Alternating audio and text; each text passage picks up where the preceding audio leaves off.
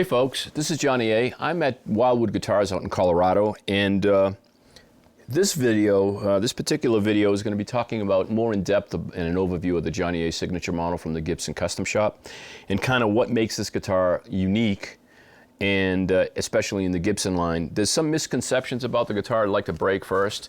A lot of people feel that they think it's a semi-hollow. It's not a semi-hollow body guitar. It is a totally hollow body guitar. Another misconception is a lot of people think it's just basically ES355 with Florentine or pointy cutaways, which it's not. This guitar is actually 9/16 of an inch longer than a ES355. It's a little different shape on the belly. The whole carve is completely different. The neck joint joins at the 18th fret as opposed to the 19th fret. And again, like I said, it's totally hollow, and the way this guitar was developed, you've basically got two kidney-shaped dowels below the post of the ABR1 and the Bigsby just to anchor everything down. Otherwise, it's totally hollow. It's all solid woods. It's not plywoods like a 335. It's solid woods. It's maple. It's spec'd as a flame top, but you can also buy it with a quilted top at an option. It's the back and the sides are carved out of a solid piece of mahogany, and the idea behind this guitar was to be able to get the richest of some of the hollow body guitars that I used on my first album, which was an ES295, and I used P90s, and I liked the spank of the P90, the warmth of the hollow body, so it was trying to develop a guitar that would closely emulate that without giving me the byproducts of bad feedback problems, because I play it at pretty high volumes, and with a 295 I'd get a lot of feedback. So that's what the main purpose of developing this guitar was. I like to play one guitar all night, so I was looking for a lot of versatility, something that I could play jazzy stuff, bluesy stuff, spanky stuff, scream like you would on a Les Paul or something like this. So let's go over some of the specs and why these choices were made. First of all, the guitar has a 25.5 inch scale, which is akin to the Gibson L5s and some of the jazz guitars. Gives it a little tighter, spankier feel, but we also have the neck angle and headstock angle more of a Les Paul, so it brings back a little bit more of that flexibility. So you don't get that tight feeling that you'd normally get on a 25.5 inch scale. The choice for the choice for Ebony and a maple top and humbuckings was trying to emulate the sound of the 295, which has a rosewood board, 24.75 inch scale, and P90s. I don't like the hum that you get with a P90, so I wanted a quieter pickup, so we went with humbuckers, just classic 57s, which they've always worked fine for me, so that's what I spec'd for the guitar. Trying to get the top end spank that I got out of the 295, that's why we chose the Ebony board, just to get a little bit more brightness and attack.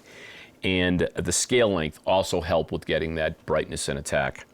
The neck shape, it says Johnny A Custom Profile, and a lot of people want to know what's a Johnny A Custom Profile. Well, basically, I took a cue from a friend of mine who owned a 1959 Les Paul, and an original one. In 1959 Les Pauls, a lot of the historics you see basically have a C-shaped neck to them. But a lot of the 59 original Les Pauls I've played don't have that. They have meaty shoulders, but the back is a little bit flatter. If you look at the history and the transition of Les Paul necks from, say, 55 to 60, they basically started like big round U C-shaped necks, big boat or necks. But traditionally, as they went 56, 7, 8, 9, 60, they seem to get flatter and thinner in the back. So basically, my guitar was to come close to a 59, an original 59 burst that a friend of mine had. And it has meaty shoulders, a little bit of a flat back. I play and kind of rest my thumb on the back of the neck. I don't claw the neck like this. I don't grip like that. I grip like that. So that was the idea behind the neck profile. The other thing that's unique about this guitar, the way the carve is, what I was looking for in the design of the aesthetics of the guitar was something that would could possibly come out of Gibson in 1960, 61, 59, something that would kind of harken back to their golden years of what I consider their great guitars. All those Les Pauls, all those Firebirds, L5s, just 335s, all those great guitars. So I wanted something that would kind of fit right in with the line, but still have modern playability. So we took some original CAD recreations of original bursts, 59, 58 bursts, and extrapolated that over this size body, which is 14 1/8, as opposed to a 13-inch Les Paul body, and try to come up with a 50s carve for this guitar. So very, very reminiscent of an original 50s carve. The other unique thing about the guitar, it is hollow, like I said.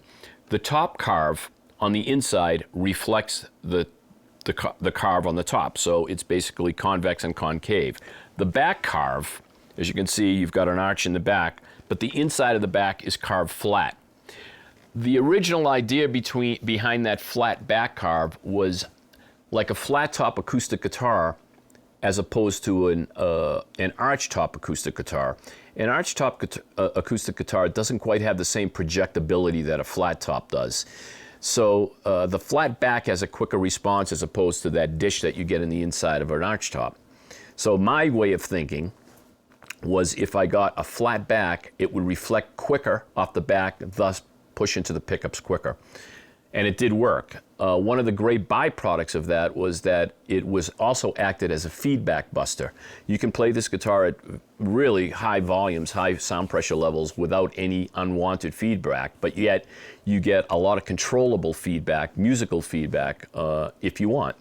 And I think the reason that it busts feedback, and it wasn't an accident, but a happy accident, is that if you look at an archtop guitar that is prone to feedback, usually the inside carve is like this, and the outside back carve is like this. So it makes a cup, and the air swirls around, thus creating a loop, thus creating feedback.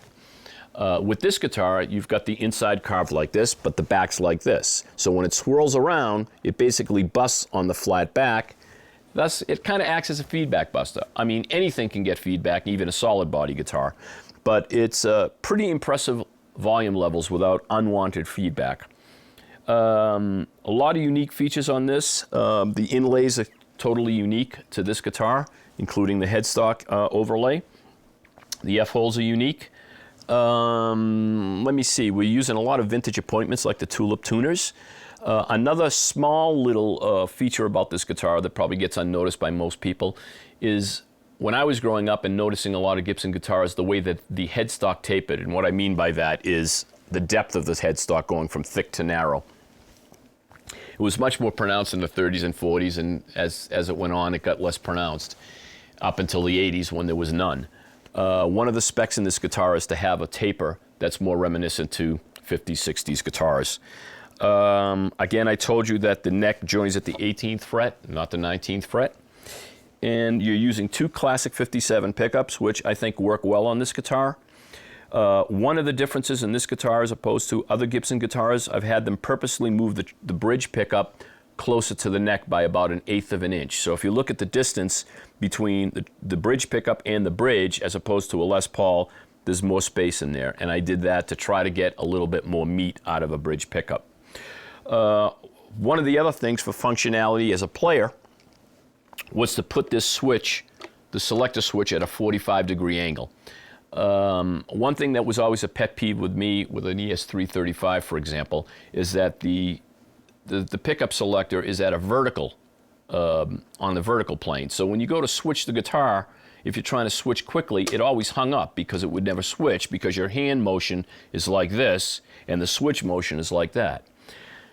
On a Les Paul, for example, even though it's a vertical motion, if you notice when you switch and you swing your arm comes up vertically. So it's very, very natural to do that. So I was looking for something that I could flick with my finger very naturally at a 45-degree angle. So that's purposely like that. You have the very kind of classic Gibson wiring scheme: volume for the treble pickup, volume for the bass pickup, tone for the treble pickup, tone for the bass pickup, and a three-way selector switch. Bigsby tailpiece, it's offered with a Bigsby or with a stop. And what we'll do is we'll go over an overview of the stop tail next. So again, 25.5-inch scale, maple tops, mahogany back and sides, mahogany neck, ebony board, real pearl, not pearloid, tulip tuners, vintage tulip tuners, ABR1 bridge, classic 57 pickups, traditional Gibson wiring harness, Bigsby, completely hollow body, and I guess that's it. So that's the Johnny A signature model guitar. Let's play a little bit and we'll take you out of here.